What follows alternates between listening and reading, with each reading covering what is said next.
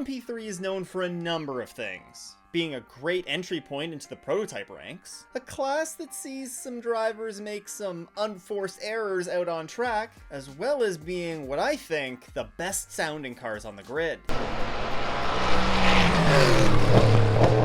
But with the increase in GTD and GTP class entries in Imsa, it begs the question, what is the future of LMP3 and Imsa? Le Mans Prototype 3, or LMP3, well, they're designed to be an entry-level prototype, with LMP3s being very popular amongst gentleman drivers or young professional drivers that are just entering the professional ranks. In Imsa, LMP3 is a Pro-Am class, and the driver lineup can consist of a bronze-rated driver of any age, or a silver-rated driver under the age of 30, kind of satisfies that gentleman driver or young professional driver that's just stepping foot into the prototype ranks, satisfies that requirement, and then they're able to be paired up with any gold or silver driver regardless of age. Should be noted that platinum drivers are prohibited. Now, the cars that race in this LMP3 category are not limited to just racing in Imsa. In Europe, they can be raced in large series such as the European Le Mans series, as well as other regional championships. And in North America, of course, they're eligible to compete in the Imsa WeatherTech Sports Car Championship. But in addition to this, they are also now eligible to compete in the VP Sports Car Challenge, which is a new for 2022 category that has replaced the previous Prototype Challenge. Now, in case you're not aware, this VP Sports Car Challenge, they race these LMP3 cars as well as GT4 spec machinery in a sprint race formats on selected Imsa race weekends. Now, the introduction of this class is pretty important to this whole LMP3 conversation in Imsa, but we'll touch on that a little bit later. But let's just dive back into the LMP3 category in the WeatherTech Championship for a minute. This LMP3 class was initially introduced to the Imsa grid in the 2021 season as a means to get more entries on the grid. The grid was lacking some entries, and what better way to introduce another, consistently 7, 8, 9, 10 cars than to introduce this LMP3 class. This introduction was in direct response to some declining car counts over the years. And really, when you were seeing single-digit class car counts at an event with such importance as Petit Le Mans, you know that there kind of needed to be something done. And to be fair, the introduction of the LMP3 class has introduced a healthy class in terms of car counts to the grid. That's never really been a question with the class. And I think if the primary goal was to just bring more cars to the grid, it's been 100% successful in doing so. But now it's 2023, and the new LMDH cars are just starting off their life in the new reintroduced GTP class. And while in this first year there hasn't been a massive uptick in the car count in the new GTP class compared to where we were at with the DPI class, there are going to be more GTP entries on the way, not only in 2023, but into the future as well. Of course, we're going to have customer cars hitting the grid this year in Imsa, and there's definitely potential for more of those to come next year. And of course, Lamborghini is going to be entering GTP next season. There's going to be more GTD cars coming in 2024 from the likes of the new Corvette, as well as the Mustang that's going to be entering. Oh yeah, and don't forget, there is a very real possibility that we might be seeing some of the hypercars come over from the World Endurance Championship. It all goes to say that right now the grid is oversubscribed. And the original problem that LMP3 came in to resolve is no longer a problem. With small grids no longer being an issue and the need to open up more grid space for those higher class cars, it really leads you to the question, could LMP3 be on its way out in the top class of Imsa? Now, Imsa's also added some fuel to this fire lately as well. They announced at Sebring that the LMP2 class, which was set to technically expire in the series at the end of this 2023 season, they announced that they would be extended through to the end of the 2025 season. And in this announcement, there was no mention made of an extension to the LMP3 class. In fact, they said that an announcement on the future of LMP3 would come no later than June 1st of 2023, leading to plenty of speculation of what might be going on with this class. So what could this mean for the future of LMP3? Well, I think there's a few sort of realistic ways that this could go. The first way, and frankly the most boring one to talk about here is that the LMP3s just stay in the WeatherTech Championship. I think there certainly is a reasonable argument that they remain in the championship. For one, they provide a great introduction to endurance racing for both gentlemen and young professional drivers. They've seen very strong class numbers over the past couple of seasons, basically ever since they've been introduced. And while there's going to be the argument of all the silly incidents and, full course yellows that they've led to over the years, you can take a look at many of the other, not only just the Pro-Am classes, but the Pro classes as well. And there are plenty of silly incidents that have gone down in those classes that could be cleaned up. Now, the second option that I see is that the LMP3s are just gone from the WeatherTech Championship entirely. And unfortunately, I think this is an option that lots of the fans would like to see.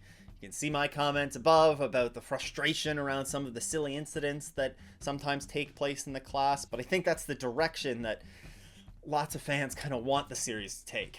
I mean, really, there are avoidable incidents that the drivers have out on track, maybe disproportionately more than some of the other Pro-Am classes. And there's no doubt that the traffic that the LMP3s cause can wreak havoc on some of the other categories over the course of the race. Now, I think that the reason why this argument could have a solid bit of ground to stand on here for them to be gone completely from the WeatherTech Championship is the introduction of the VP Sports Car Challenge and giving them a real series that they can race in, even if they're not going to be racing in the WeatherTech Championship. Of course, these LMP3 cars that are currently racing in the WeatherTech Championship, they're all eligible to race in the VP Sports Car Challenge. However, there are some downsides for this option of removing them from the WeatherTech Championship entirely. We can't forget that there are teams that have built a very good chunk of business around racing in the WeatherTech Championship in the LMP3 class. And a team that goes from an endurance program back to just running the sprint races of the VP Sports Car Challenge could lead to a significant restructuring of a team. I do think that teams are pretty good at adapting to the circumstances that end up falling upon them, but it still would be quite a pain for many of those LMP3 teams, I'm sure. Now, those two options that I just outlined, I think they're the two most reasonable of what I will present to you today. But I've been thinking, and there's a couple of other creative options that I would like to propose. First, my slightly more out there idea would be to have the LMP3s just eligible to run in the Sprint Cup Championship. I think it's no secret that Imsa sees its biggest grids for the 4 Michelin Endurance Cup races.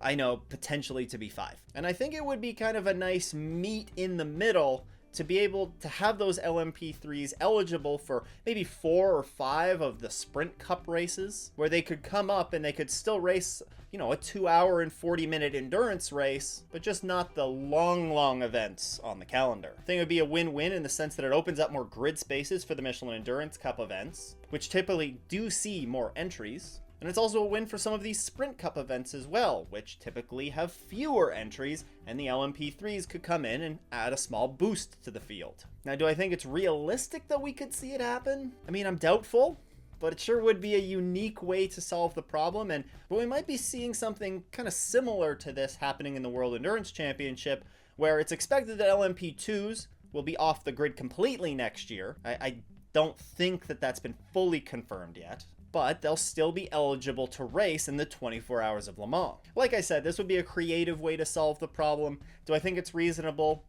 Probably not, but it could be kind of cool to see. Now for my more realistic, but still kind of creative solution. And that would be adding the LMP3s to the Michelin Pilot Challenge grid. I've been saying for a little while that I want to see those LMP3s added to the Pilot Challenge grid, add a prototype class to that, give them a proper introduction to endurance multi-class racing that isn't at the high-end WeatherTech Championship level. I think that this would give a great stepping stone for, again, gentlemen drivers, young professional drivers as well, into the endurance racing ranks. It would also allow many of these WeatherTech Championship teams to continue operating in an endurance racing environment and not just the sprint race environment that the VP Sports Car Challenge is. And we already kind of see the Michelin Pilot Challenge acting as the endurance arm of GT4 racing in Imsa, as don't forget the GT4 entries are eligible to race in the VP Sports Car Challenge as well,